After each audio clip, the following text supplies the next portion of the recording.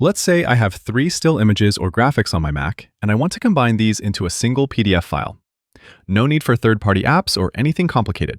We can do this directly within Finder without launching any apps at all.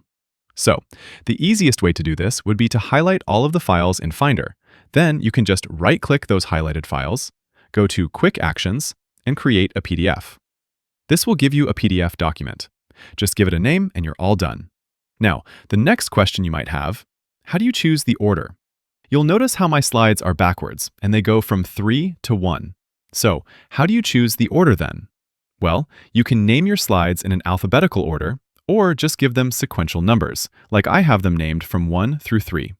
And then you can change the sorting in Finder.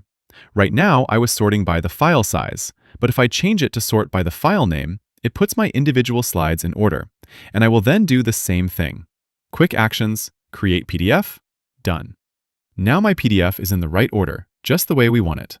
Another way to do this, if you're having trouble with the sorting, you could use the Command key on your keyboard and just pay attention to the order of how you select the files. So, I select the first file, then hold down the Command key, and then, while holding down Command, select 2 and 3.